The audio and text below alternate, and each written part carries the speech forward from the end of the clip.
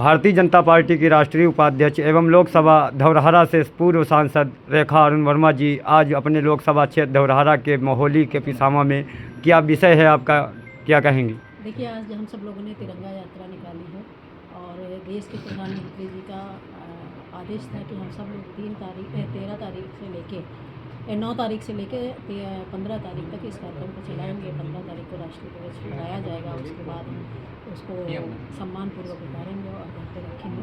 इसी तरह से बराबर कार्यक्रम को चलना है हमारा। बीच में 13 तारीख को हम घर घर अपना तिरंगा फहराएंगे, घर पे लगाएंगे और 15 तारीख को इसका समापन होगा। उसी के उपलक्ष्य में आज कार्यक्रम था हमारा। पिसामा ब्लॉक से हमने इस यात्रा को निकाला और चौराहे से होते हुए हम ये पिसामा बाज़ार से होते हुए यहाँ पे समापन किया है। हमारे देश की जब आज़ादी, हम लोगों आज़ादी की लड़ाई लड़ी जा रही थी, इसमें बहुत महापुरुषों का योगदान था।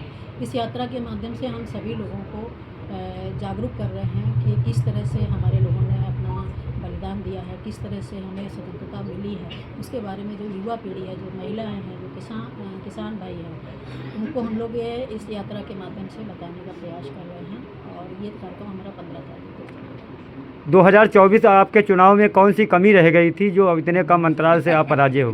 देखिए, 2014 से लगातार भारतीय जनता पार्टी को देश की जनता का आशीर्वाद मिल रहा है और जिस तरह से देश के प्रधानमंत्री नरेंद्र भाई मोदी जी काम कर रहे हैं, आज पूरे देश में उनकी लोकप्रियता है। और जिस राज्य में हम चुनाव लड़ते हैं, चाहे वो बंगाल हो, चाहे हमारा महाराष्ट्र हो, चाहे हमारा हरियाणा हो, हमें जनता ने पूरा सहयोग किया है, पूरा आशीर्वाद दिया। बिहार का चुनाव हुआ, आसाम का चुनाव हुआ, ऐसे ऐसे चुनाव हमने जीते हैं जहाँ पे लोग कहते थे कि भारतीय जनता पार्टी की सरकार बन ही नहीं सकती। वहाँ भी हम अपने कार्यकर्ताओं की बदौलत और हमारे देश के जो प्रधानमंत्री जी की लोकप्रियता है, उसके आधार पर सभी लोगों ने बहुत समर्थन किया और हमने पूरे देश में ज़्यादा से ज़्यादा राज्यों में सरकार बनाने का प्रयास किया और लगातार हम जिन राज्यों में चुनाव लड़ रहे हैं वहाँ सरकार बन रही है। रही बात उत्तर प्रदेश की 2024 के चुनाव की, तो ऐसा नहीं है। आपने देखा है कि किस तरह से विपक्ष ने जनता को बहलाने और फुसलाने का काम किया। उस समय उन्होंने कहा कि संविधान बदल देंगे अगर 400 पार हो गए। इस तरह के बहुत सारे विषय निकल के आए जो विपक्ष ने उठाए, लेकिन बहुत समय कम था और जनता के बीच में निकल के बातें आई और हम सब लोगों ने उसको जनता को समझाने का भी प्रयास किया कि ऐसा कुछ नहीं है, ये विपक्ष का केवल एक उनकी रची हुई रणनीति है, बाकी और कुछ नहीं है। लेकिन उस समय थोड़ा नुकसान हुआ, हम लोगों ने उसकी समीक्षा भी की है और 2027 का चुनाव आने वाला है, इसके बाद 2029 का चुनाव आएगा।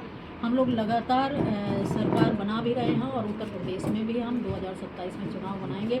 हमारे हज़ारों कार्यकर्ता भारतीय जनता पार्टी के लिए दिन रात मेहनत करते हैं और 2027 की हमारी बहुत अच्छी तैयारी है। हम बूथ तक अपने कार्यकर्ताओं को किस तरह से चुनाव लड़ना है उसके बारे में जानकारी भी दे चुके हैं और लगातार हम लोग कार्यक्रम कर रहे हैं। Thank you.